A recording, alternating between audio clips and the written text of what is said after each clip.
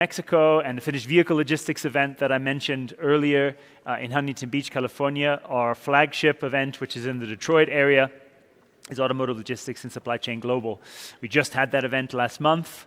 Lots of discussion around digitalization, around how the industry can work together at this time of uncertainty, and we'll be back there September next year as well. And Mexico always is an important part of the discussion. Some of you for sure will attend, or your colleagues attend, and again, just want to make sure you put this early in your diary and think about joining us at these and other events that we do around the world. So today we've been talking about nearshoring opportunities, challenges, the role that logistics can play to enable that. We've focused on some best practices across the industry. We've just heard, for example, from great insight from Volkswagen, how they're managing and optimizing some aspects of their logistics, including at ports. We heard the Audi strategy at a global level and how it's being applied locally here in Mexico. And right at the beginning of the day with our opening panel, we talked about investment requirements in rail and cross-border, in systems. And of course, we also highlighted right at the beginning of the event the uncertainty that we face in the industry, the audience poll, which although indicated expectations for strong growth in the next year, also undoubtedly expected there to be disruption or some sort of change on trade and tariff across the region in USMCA, and there are naturally risks that come with that. And of course, here in Mexico, we are facing uncertainty almost as a given, almost as the only certainty. New administration here in Mexico, probably still understanding more about what the policies can and should mean for this industry. Maybe there are some good signals. There's a nearshoring minister appointed. There's definitely some focus on the automotive industry and opportunity with new and local brands. But nonetheless, we also know that in Mexico we face high levels of bureaucracy. We know, and we've been talking about challenges in infrastructure, in systems, and in talent. And by all means, there are definitely many issues that we would want to work together with the Mexican government and, of course, other partner governments in the region to be able to address and enable further growth across the supply chain, whether we're talking about OEMs investing in their existing facilities, opportunities for new OEMs, and just as importantly, perhaps even more importantly, in the nearshoring context, in the supply base across the value chain and the logistics that will support all of that. So in this session, we're going to talk together with a number of different representatives across that value chain, and with some focus on public policy, understanding a bit more about what's required from a policy point of view, from a public-private partnership point of view, and of course the impacts that it has or could have on operations, again, whether we're talking about compliance, we're talking about trade regulation, talking about cross-border. So shortly, I'll bring up all of our panelists, and we'll be able to finish what I think one of the fascinating conversations of the day.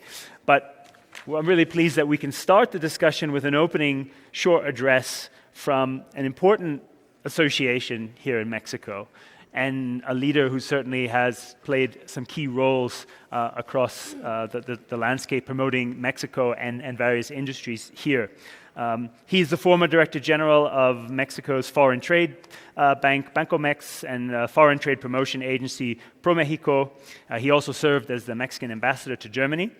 Since January 22, he represents the interest of more than 700 automotive parts companies in Mexico, serving as the Executive Vice President of the National Auto Parts Industry Association, or INA. Very pleased to welcome Francisco Gonzalez.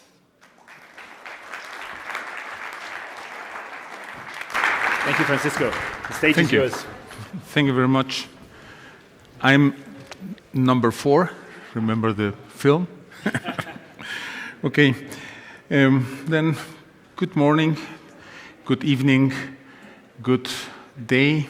I'm Francisco Gonzalez. Ladies and gentlemen, I'm very happy to be here with you and to join you. And really, this pleasure to be here at this very important event coincides with a key moment for our industry. The current context requires us to be efficient, sustainable, and strategic all at the same time.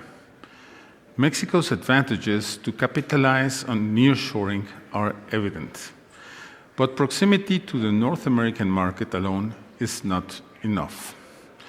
To be truly competitive, we need a logistical, technological, and governmental ecosystem that is fully aligned. It's not just about proximity, but about being the best opinion and have the best option in terms of cost, efficiency, and sustainability. Let's start with the facts. Nearshoring has generated renewed interest from international investors. This is due to benefits like the USMCA and its rules of origin, which promote the development of our production chains in Mexico. But interest is only the first step. To turn it into action, we need an environment of certainty and stability. Reaching our industry's full potential requires strong governmental and commercial policies that guarantee a long-term framework of certainty. Investors look for destinations where their capital is protected and their operations are secure. Mexico must prove that it can ensure the security in every link of the supply chain. This vision requires a strategic triple helix collaboration between the private sector, the government, and the academy. Nearshoring is a long-term bet. Companies that have already invested in Mexico have developed strong ties in the region and have the support of the USMCA. However, every future investment decision depends on the certainty that Mexico can provide. Mexico has one of the world's most open economies with 14 free trade agreements covering 50 countries and a network of agreements that provide us with competitive advantages in tariffs and duties. To maximize these benefits, it's essential that the government continues to strengthen these agreements and ensure their compliance. We also need a supply chain that can support the industry's accelerated growth.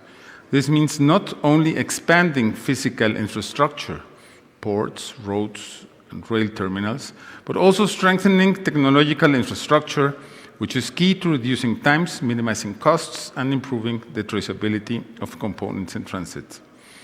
Infrastructure is the backbone of any mobility-based industry.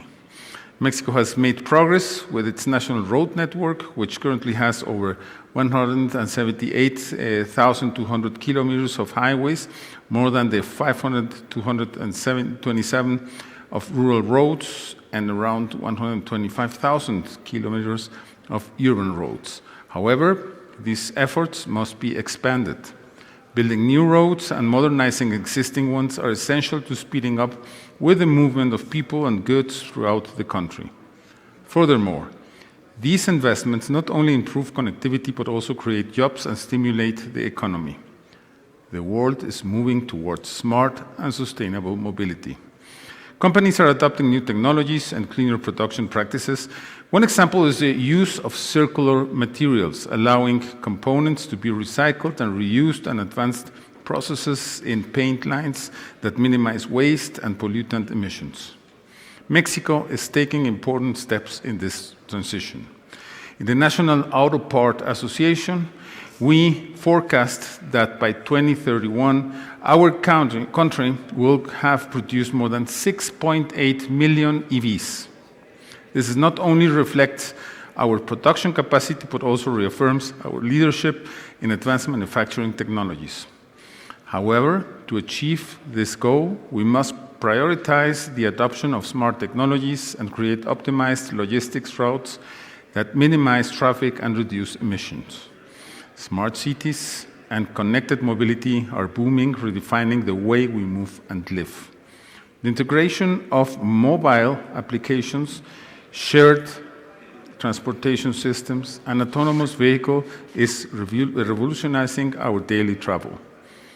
According to the UN 2022 Habitat World Cities Report, it's estimated that by 2050, 68% of the world's population will live in cities.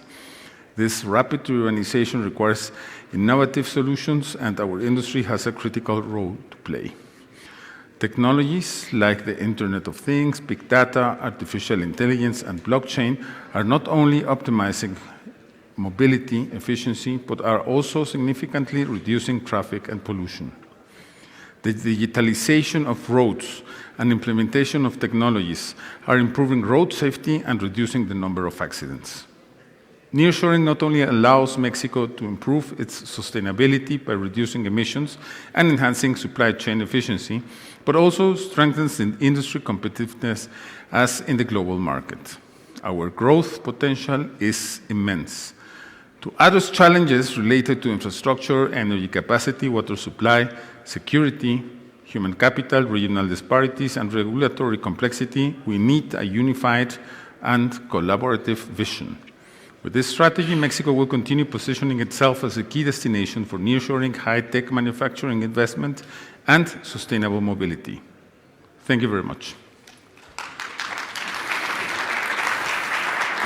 Thank you very much, Francisco. Appreciate you starting us off that way. Have a seat. Thank you. I'm going to bring on our other experts who will help us to just talk further about the opportunities and challenges in nearshoring, and again, how do we align through public policy and public-private partnership on this sort of vision to achieve what you've just kind of outlined there in terms of nearshoring, in terms of these wider technology changes we're seeing. To do that, and I'm really pleased to welcome back, I think for the third time, to our stage, really, I think one of the great experts in this area, very, very engaged on these policy topics and has played very key roles, both for Toyota as well as on the industry side, more than a decade in international trade, strategic planning, and government relations, has played, and permanent member of the side room during USMCA negotiations, representing Toyota as well at EMEA, as well as in under industry and business forums. Very pleased to welcome back Lisetta Gracida. Lisetta, welcome back. Thanks so much for being with us. Thanks again. Thank you very much. You. And then also for the first time at our event, bringing an important view to this discussion from one of the largest logistics companies in Mexico. Career of more than 35 years in transportation and logistics, from working in maintenance to a long-haul driver to the CEO of other major companies for 10 years. And today, he's Trayeco's international COO, Victor Salazar. Victor, so good to have you here. Welcome. Thank you, Chris. Thanks for being with us. And finally, a recognized expert on economic development, foreign aid, direct investment, nearshoring, global supply chains and competitiveness, previously served as an advisor to the Secretary of Finance in Mexico and led important associations. She was most recently leading the Customs Attention International Affairs Department at the National Customs Agency in Mexico, so has definitely some great expertise and insights to share. Very pleased that Claudia Avila could join us today on stage. Claudia, welcome. Oops, sorry.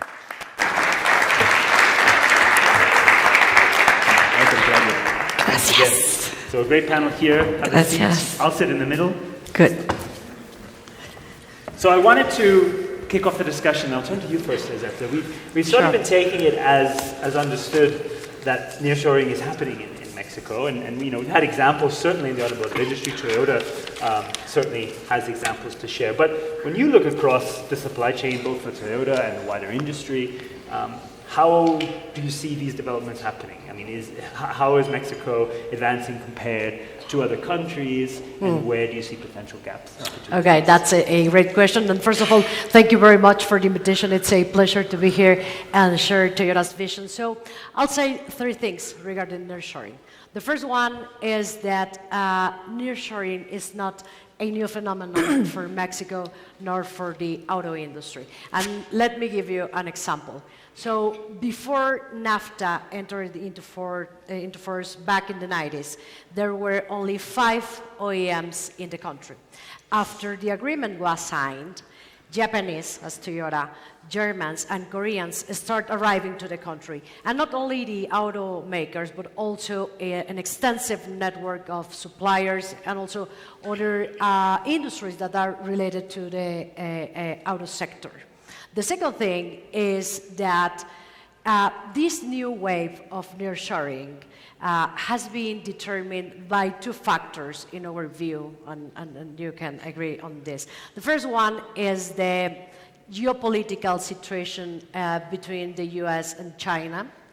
And the second one is the USMCA, that by itself promotes a further integration of the value chain in the region. The third thing is that we believe and we are clear that this is a historic opportunity for Mexico. However, there are things that are going the other way around in terms of taking advantage of the opportunity. The first one is that the foreign direct investment that we are seeing in the country is coming basically from companies that are already established here. Mm-hmm. So investments in brownfield, no in new investments, greenfield. And the second one is the attractiveness of Mexico. And there is the Savills Nearshoring Index that you all may know that basically ranks Mexico in number 15, while Vietnam, which is 18,000 nautical miles away from the port of Los Angeles, it's number 1. So not precisely near, which is the goal. For sure, it is. Exactly. So if Mexico really wants to fully capitalize on nearshoring, in our view, challenges such as the logistics infrastructure, energy, clean energy availability, water scarcity, human capital development, digital connectivity, trade facilitation, among others, must be solved. So I think that lays it out very clearly, both in terms of what's happening and perhaps in areas where it's not, and the competition globally. I wanted Victor to take your view, again, the transportation sector. Mm-hmm. How do you feel nearshoring happening directly and impacting your company? Do you see areas where it's maybe being held back in the way that Bezeta just outlined as well? Thank you for the question, and good afternoon, everybody. It's a pleasure to share this panel with all of you. In those terms, I think it's real. It's for real. As a transportation company, we connect the dots, let's say, between domestic or international transportation and logistics. So we have seen how the automotive industry has grown in Mexico and brings a lot of opportunity and demands a lot of capacity and very professional services, be just in time for the parts, for all that we move. So it's real, but also other industries. We saw a lot of growing in the electronics industry. In that part, including appliances, we saw some of the industries are just moving their plant from other parts of the world to Mexico, some of them in Bajío area, mainly that we saw there. And also for the other part, it has to be with, let's say, advanced manufacturing, like these medical technologies that we saw in Tijuana, for example, in other places. So, but it's ahead in terms of the volume, either not just for the volume of shipments, for the investment, it's automotive industry by far. Yeah. So you definitely are seeing it. Claudia, having recently been in government and in many areas, what views do you have from this? What would you sort of say, and what's the perspective from government right now in terms of the progress that it is or isn't making? Well, I'm not going to talk about, representing the government, no, of course not. But it's just my personal perception. My position is always being positive.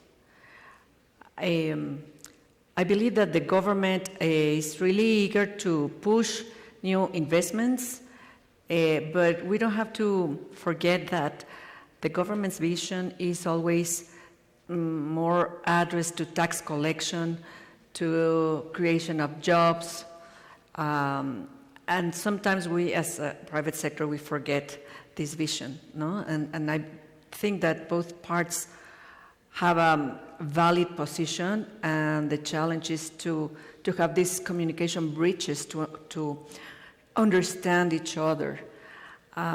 So I think that this government is open to help the companies, but the private sector needs to help the government to understand their needs. The current government is planning to reinforce the current infrastructure in maritime ports, in land borders, including more than 100 industrial parks. President Sheinbaum has mentioned this. We heard some days ago about the new plans on electricity. So the things are there, but I think that we need to encourage the systemic vision, because my perception is that each party is pushing for their own demands, but we need to gather all together all the different players in a systemic conversation, because the intention of the government is there, and the big issue is to have the parts to get together in an open dialogue, not fighting each other as an enemies, but we all are Mexico, and we all want Mexico to go further, to be a better country, to create jobs for the economic development, but I see that both parts are just not fighting, but imposing their own visions, and why not to be open to understand the other part, no? So yeah, with the title of the session, Aligned Vision, we're still a little bit misaligned, it sounds, at the moment. Francisco, just maybe to come back to you, obviously you shared some of the statistics and significance of the supplier base here in Mexico and opportunities. When you represent your members, I mean, in general, is there a feeling that that investment is picking up, or that investment isn't quite, as Lizette perhaps alluded to, there are things holding it back? What's the sort of view from INA on that side? It's a mix, it's really, like you say, but it's the number one sector in FDI in Mexico. We carry almost 47% of the FDI that comes to Mexico. In this sense, yes, there are more opportunities, but nevertheless, the US MCA brings a lot. It's a magnet. But not only that, also the new technologies. We are moving in the ICE, in the internal combustion engines, but also incrementing hybrids and EVs. In this sense, everyone wants to come to join this Mexico auto part and automotive party, because the magnet of the USMCA, also the magnet of the nearshoring in general, but as every party needs some kinds of other elements, like you mentioned, energy, obviously, and I will say security. I think that with these two elements, and security in the four levels, the personal level, the robbery level, the transportation level, and the cybersecurity level. In this sense, we need to work a lot with the government, and I think that there are different governments in the sense, not only in the state, municipality, there's different people trying to help. In this sense, I'm very happy to have Marcelo Ebrard at the Economy Ministry, at the Secretary of Economía, because he's someone who understands business. Yeah. And in other times it was more difficult. Yeah. Nowadays it's really easy, and he's very open, and he helps us with the rest of the government. Then this alignment can happen.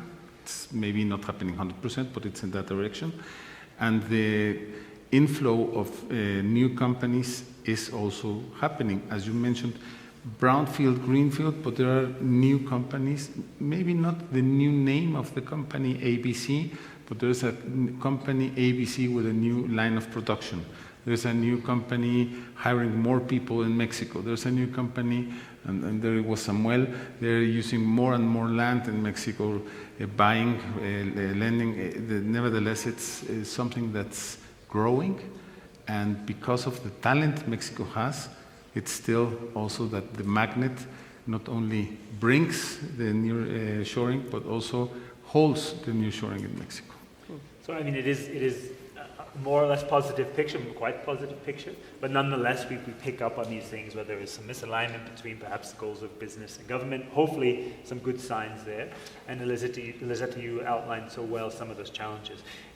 Toyota just recently announced some investment too, not to steal your thunder, but that is, you are amongst those sort of brownfields growing, you can say. Yeah. But if you then look to your supply chain, do you think the investment's coming strong enough as well, whether we're looking at tier 2, tier 3, for example? And here again, what would government do, or what can, let's say, combined public-private do to support that investment if it's not coming enough? Sure.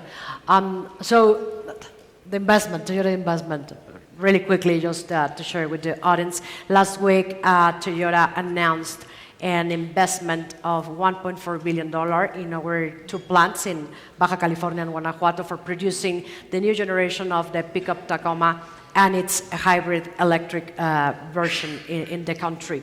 And with this, we are creating more than almost 2,000 jobs, new jobs, and also developing the supply chain and new suppliers in the country, which is something very important for Toyota.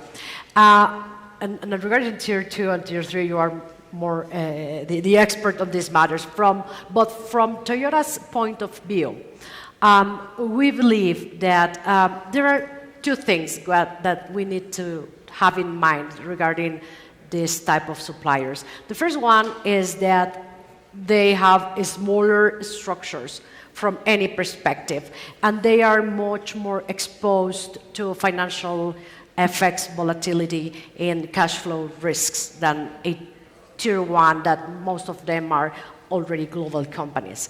And the second one is that these suppliers, to be honest, haven't had a specific industrial policy that really supports their sustainable growth and development in the country. And you can tell us more about this, Francisco. But I think that if Mexico, going back to the nearshoring thing, wants to really attract these investments, they have to, the government has to create this framework so that these suppliers, for instance, can have a BAT certification that at this point in time is almost impossible for them, not only getting the certification, because let's imagine that they get it, but maintaining it. The administrative burden that this certification implies, it's something very difficult to manage for them.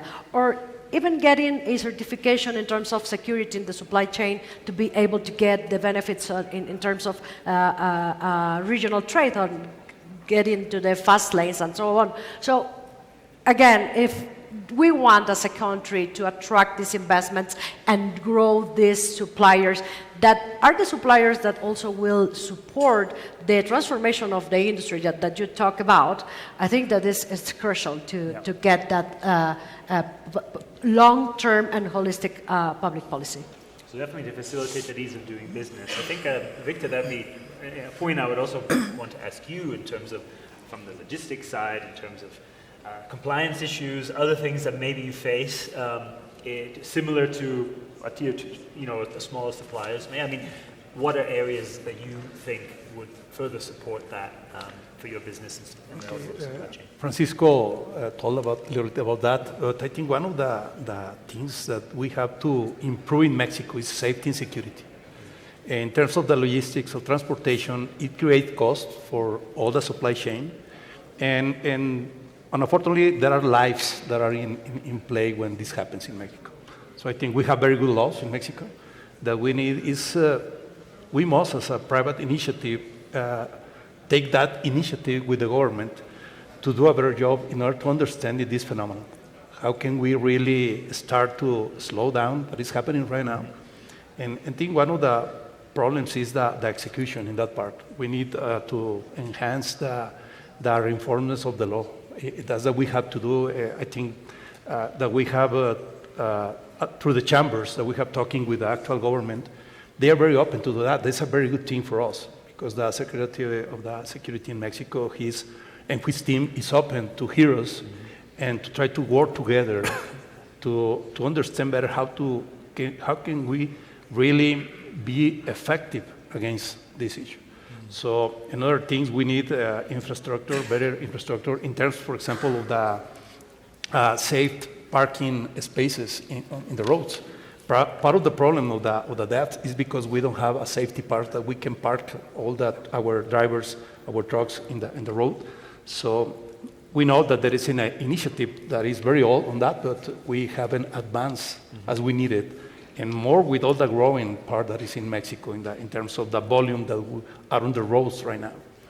And the other is also do our part. We have to train and create more awareness in our people, and also working together with the shippers and receivers, all that is participating in the supply chain, to do a better job while the authorities do their job in order to reduce this part. So I think those are the part that are hurting us most, and it creates a lot of unproductivity for all the supply chains. So you raised the security points, and maybe we should expound on that if there's any other points from the panel, because that's an issue we obviously hear so much about. So anyone have any points on how it should be improved, how the government should engage more with companies? You just give some good examples of what in logistics industry can be done. Is it a topic that any others are engaged with, again, together with government or locally? Yeah, so as Toyota, of course, we have been impacted by these security issues, and not only us, also our suppliers. And what we have been doing to try to mitigate impact is to work and collaborate with the Army and with the National Guard in certain protocols that allow us to move our freight in a safer manner, if I may say. Of course, this is not the ideal stage. What it should be done is to design a better national security strategy and to appoint appropriate profiles that really understand the thing across the board, and not only solve the situation in the highways, the auto theft and so on, but also the security conditions in the communities and in across the country. So we are confident from Toyota's perspective that this new administration is working already on this national strategy, security strategy, and of course we will continue to collaborate with the authorities to find the better way to work together and to protect our businesses. Yeah. You want to add to that, please? Yes, I'm not a specialist in security, but I think that I can imagine something with the commercial side that I've been for all my life in. And it's planning, it's reviewing the path that you have to follow to reach an objective, a goal. In this sense, I can mention two examples. One was the aerospace sector. We decided to launch the aerospace sector in Mexico. And it has been very successful, but it was work together with academy, government, and the private sector. And the idea was opening what was needed. There was even a new university founded in Querétaro, but also institutes in Empalme, Sonora, and it was only 4 or 5 cities. It was 3 the core cities, and it was expanded to other ones. But there was also another example that is something that we can hold on, and this is the Guadalajara Ciudad Creativa Digital, Guadalajara Digital Creative City. It was also a planning of what it should have Guadalajara in a specific area. There was drug dealing, there were prostitutes, and there was really a mess. And we decided to promote and develop this area in a proper manner, but planning with everybody around. Everybody means the triple helix, but also with the constituencies of every group, and to explain that it was important to take all the insecurity away from this area and really to manage to have a real development for the kids, families, and groups. And I think that it has been always via dialogue, via interest, and exposing all the problems, but also explaining all the goals and possibilities. So definitely a holistic solution. Please. Regarding security, I just wanted to add two more factors besides of what has been mentioned. First of all is technology. I think we have to need to be tuned up on what the new Secretary of Digitalization that President Sheinbaum just created in this administration, because one of the goals this new secretary has is to use the technology to have more digitalization and procedures, to fight for corruption, but also security, to track the merchandise and to have smart security highways. No, of course this cannot be from one day to another, but at least there is the idea, the goal. So I think that we need to follow up on that and not to leave the government to do it alone, but to propose the government new ideas to make teamwork as a private sector. And the second factor I want to talk about security is the standards. In terms of border crossing through the customs, we need to encourage the Authorized Economic Operator Program in Mexico, which has been forgotten in the past administration due to the division or from the tax authority and the customs authority in two different organizations, and the AEO was divided. And we need to take advantage to capitalize on the mutual recognition agreement with the US and the city path, because that will help companies make their crossing faster. And you know that in the border we have this UCP program, the Unified Customs Processing Program, which is not well capitalized because there is a limit number of certified companies. So I would encourage the private sector to ask the government to reinforce this program, which is held in the tax authority. No? Maybe on that point as well, I mean, you raised that there's programs there that are underutilized and perhaps not understood. I mean, how can the industry here engage more to take advantage of that, or at least to support it? Are there routes to work? Are there things the government should be doing to open up those passageways more? I mean, it feels like there's an open door here that we're not walking through. Well, first of all, we need to share with the government success stories. So companies that are using these programs to share how they have been, how these programs have facilitated their border crossing, to convince the government to revise the process of the program, because half of them is in the tax authority, in the SAT, the certification, but the ANAM, the customs agency, is in the operation. And sometimes, again, both parts they don't talk properly. And also to reinforce this dialogue with the US, with the counterpart for the city path. And the private sector has a lot to do in that sense. So there's definitely some misalignment there for sure. Again, going back a little bit to the ease of doing business and what can be facilitated. When we look at some of the requirements in Mexico, I mean, Cartaporta comes to mind. Again, for you, Victor, what can be done to kind of ease the burden, if you like?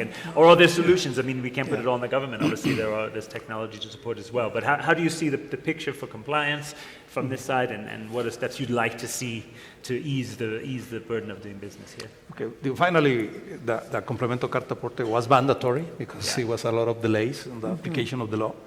But I think at this point, because it's mandatory and it's a complete interdependency between shippers and transportation companies, let's say that there are more options to automate that process. For example, there are third-party companies that are developing software, and it helps a lot how to connect with your shippers to have all that information. Or companies that has the opportunity to have IT software developers inside of the company, you can do it right now with developing IRPs or APIs, connecting with your customers, just to get faster that information and with less risk of mistakes, because it's a lot of data you have to put in there. And then the other is how can we improve those processes right now, because we already are working in that part. So I think it's a very different scenario right now that we face at the beginning of the year or last year, but still adding complexity to the supply chain. At the end of the day, we need more people to do the same that we do 4 years ago, just to do the same dispatch, for example. And we are talking about 25% more people in that dispatch area just to take care of that, let's say, that new law. And I agree that we have to still open that alignment with the government in order to present these cases with data, very objective, and propose new forms to do maybe the same, to reach the same goal that they are pursuing, that is a very good goals that they have with this idea with the complemento cartaporte. But we need to be more effective and more efficient in the way we do that. It's a good point, Eben. It goes to your point as well around the army of people sometimes needed for certain certifications as well. No, totally. We need to simplify the processes and facilitate trade, because otherwise what is happening is that the competitiveness of the companies is hurt. So I think that with the new administration, there are plans to simplify and to digitalize this permits and so on. So hopefully we can have a different approach. Yeah. And again, in customs, which again is, as you've already raised, are there other areas you'd point to, other digitalization opportunities that between the public and private sector we can already use, or which we need to communicate the opportunities to the customs authorities? Well, it is very important to continue the dialogue. Yeah.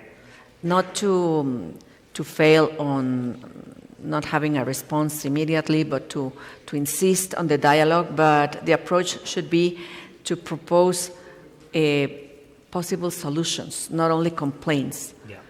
To try to understand the side of the government, because customs have at least 4 things to deal with, and these are a big challenge. First of all, national security, which all of us want to be protected against terrorism, drugs, etc. Secondly, of course, the tax collection, which is one of the main missions of any customs worldwide. And third, the compliance. Any customs agency looks for compliance on the customs law.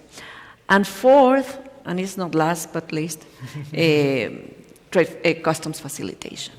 And the customs authorities have this challenge to take care about national security, but at the same time to provide this facilitation to the companies. And in these challenges, the private sector can help the customs to provide possible solutions, to propose a pilot test on different programs, like, again, the authorized economic operator that works now in 14 from the 19 crossing borders, but most of them are for exports to the US, but not on the other side. So there are a lot of things that can be done, and it's not only a budget issue, but an attitude and a voluntary issue also. So if the private sector can convince the authorities to work specifically in certain steps, then we can move forward little by little, because sometimes companies come with big issues, no? And it's difficult for the authority to land those issues because they are pressed on a daily basis to get all the work done, no? But at least to provide the priorities and to work one by one, it's little but faster. Yeah, absolutely. We've mentioned, Lizette, you mentioned at the beginning, USMCA has, of course, played a key role. I mean, NAFTA and then USMCA especially in terms of expanding the supply chain, localizing more. We've talked about it, or we've mentioned at this event already. 2026 will be a review. We have a new U.S. administration. I don't have to dwell too long on that. But so needless to say, there are some question marks. We can't answer those questions here. There's no questions, although I'd love for you to answer them. But I guess from Toyota's point of view, and as someone who will be close to the processes within Toyota and hopefully in dialogue with government, what are some expectations or areas you'd be looking at, expect could change, and scenario plans that maybe you're looking at that you may need to address in Toyota? Yeah, no, thank you. So During 2018, the rule of origin for the auto sector was renegotiated. And during this renegotiation, the regional value content of the vehicle increased from 62.5% to 75%, which is super high. Then, specific requirements such as steel, aluminum, and labor are considered within this rule of origin. And let me tell you that this is the most stringent rule in any free trade agreement in the world. Having said that, and just as a note regarding Toyota, we have been working since then on meeting these requirements, not only internally but also with our suppliers. And I am very proud to say that we are fully compliant with the agreement and that we will continue to comply with the USMCA. Now, it is true that we have heard voices and in the region, in the three countries, saying that this is going to be a renegotiation instead of a review. And from the auto industry perspective, this is something that we don't want. We don't want a renegotiation of the rule of origin because of the stringency that we already have within it and the complexity for complying. But what is a fact, even the perspective of the industry and Toyota, is that our partners, US and Canada, are concerned for several things that are happening in Mexico. And I would like to summarize or to mention three of them. The first one is related to the alignment of Mexico with the trade policy of our partners, meaning trading with countries that belong to open economies and that have fair practices. Second, the rule of law matter. So in the past 2 months, we have seen several constitutional reforms that may endanger Mexico's commitments under the USMCA. And number three, and very important for the auto industry, is that Mexico makes sure that every automaker established in the country fully complies with the USMCA. And why?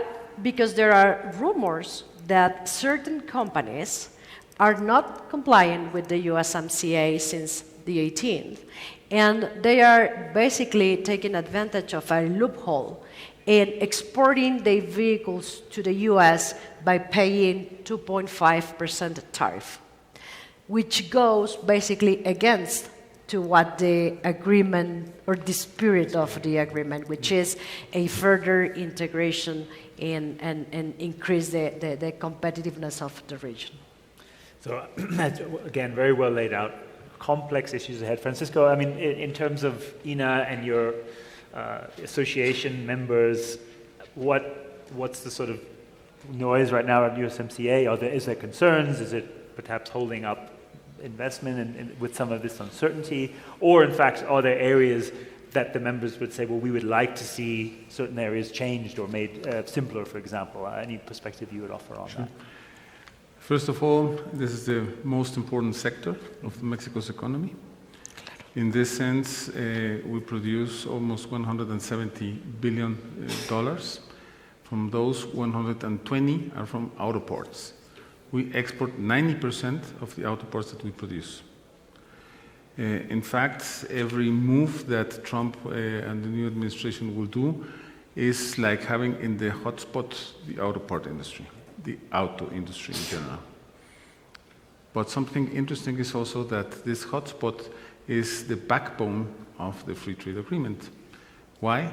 Because the parts that the US buy worldwide, 43% come from Mexico. The second supplier is Canada, with a fourth of this 43%, only 11%. And the third is Japan, with 9%. What does this mean? It's not like buying avocados or grapes or... No, if you want to change your suppliers in this sector, you have to develop them for the next 10 years. Then this is really a very strong backbone. But what do we need in this very strong backbone is introducing the new technologies, like the EVs. EVs were not available when we negotiated the USMCA. Not only that, connectivity. Also, batteries. Also, there was only the mention of the batteries as a core, but we have also to review software. There are many areas in which we would like to not renegotiate, but introduce as a review in an annex. Then, yes, we have a great expectation about the positive issues that could happen in the next review, but also be the one who can be in the hotspot or to be the piñata.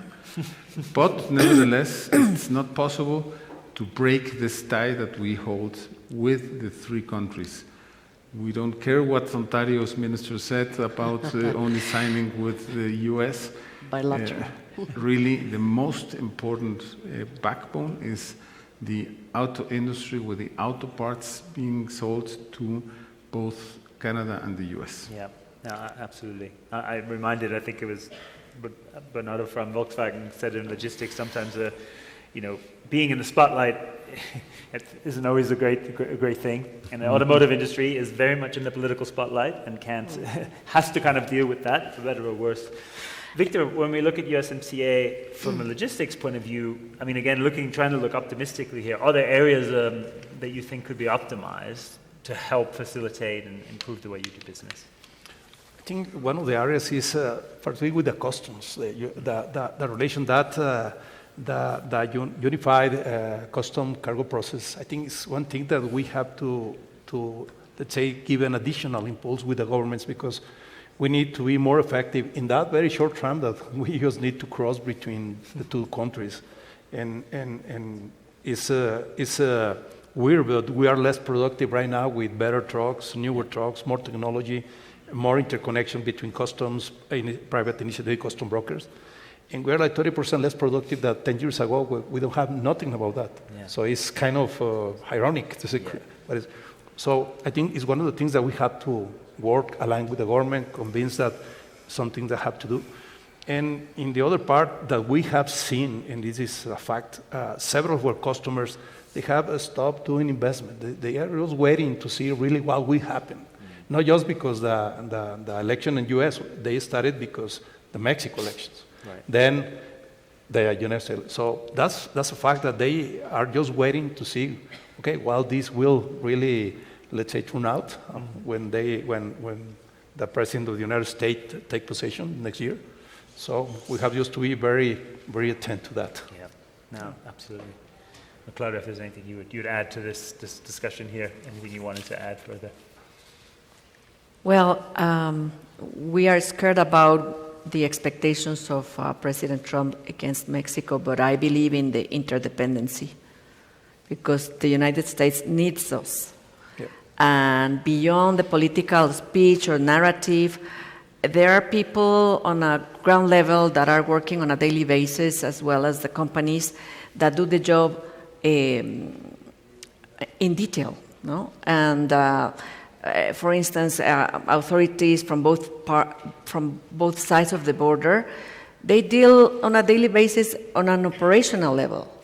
So I believe that the production, the regional change will continue moving forward, and that doesn't mean that we don't have to care about the political speeches, but I believe that in real terms, the trade will continue.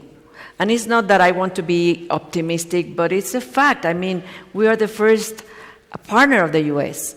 So the U.S. government won't, how do you say in English, gun the feet, no? So, shoot the starting gun. Yeah. Exactly. So we have to be positive and to do what is on our side to comply, regulations to comply with the USMCA, as they said, and as a private company, do what is on our side. Yeah. And as I promised, I would always avoid asking the panel to speculate because we can't. I mean, I can probably as a journalist. I mean, we can hope that, in 2016 when we were here last time and there were all the threats and discussion, and USMCA in the end did turn out likely to drive growth in Mexico. So, there is certainly scope, and there will be change. I think we can agree. But that dialogue needs to stay open, and so that cooler heads and the sensibility can prevail. I would keep this conversation going forever, really, not least, but there is another kind of localization. I think it's around Jalisco, and there's going to soon be some calls for tequila coming. So I'm very aware of that. And we're going to very, very soon be heading to the gala dinner. I will just ask our panel each to conclude with a short statement on, you just mentioned not to be an optimist, but I do want to understand, when you're looking ahead and looking at the nearshoring picture in Mexico, are you ultimately an optimist and a pessimist, and why? But we'll keep it short, so a kind of short answer on that. I'll start with you, Francisco. Are you an optimist or a pessimist? Optimist. Mm-hmm. Why? Because we have a lot of history behind and more future beyond. Then that's it. Excellent. Victor, optimist or pessimist? For me, it's collaboration. We need between both countries, and I see a positive scenario at the end of the day. Claudia? I am also positive that foreign trade among not only the two but the three countries in North America will continue, because the competition is outside the region. And the United States need Mexico to compete with Asia. So I think that is a good point for Mexico, on Mexico's advantages. And Lizette, the last word is yours. I'll say that this is a huge opportunity for Mexico. And if the challenges that we explained here are addressed, the opportunity is going to be taken. And for that, we are more than committed to continue collaborating with the government and sharing best practices and data, as well as public policies that have worked successfully in other parts of the world. Being a global company, give us this knowledge and the expertise to share, and I think this is something that could be valuable for the new administration. Absolutely, and what I can say, I mean, we're happy to work with the likes of INA, with the likes of AMIA and other associations to make sure that the logistics voice in this sector is shared to the right channels and engaging everywhere we can, because we've all made the point that dialogue needs to happen, needs to go across all boards. Our friends in Canada too, they have an election coming up as well next year likely, so we need to keep those dialogues open. I think you've all shown, and the point on data is vital. I know every OEM and supplier in this room has heat maps of where cargo violence or vandalism happens, and those can be shared in strategic ways, I'm sure. Thanks to all of you for your input. Thanks you also for your optimism, but also your grounded optimism and reasons that we can look forward. So thanks very much. Thank you. And if ending this panel with the good news that it's a panel full of optimists wasn't good news enough, I have even better news, which is that the gala dinner will commence, and the buses will leave directly. I'm going to skip the little bit of looking ahead, because this is the important bit. The buses are leaving directly from the front of the hotel, heading towards the location here, Espacio. So please join us. The buses will be leaving from now, several going, so join us. We hope you'll look forward to a great evening. Tomorrow, though, we have a lot more to come. So if you're not coming to the dinner, be back here tomorrow from 8:30 when we have coffee going. We have a great session on digitalization. We're going to be talking about EV. We're going to be looking at talent. We're going to have students here. There's so much more to come. You won't want to miss it. We've had a great day today. But let's go and celebrate an optimistic future ahead. Thanks so much for being with us. Muchas gracias. Muy bien. Thank you so much.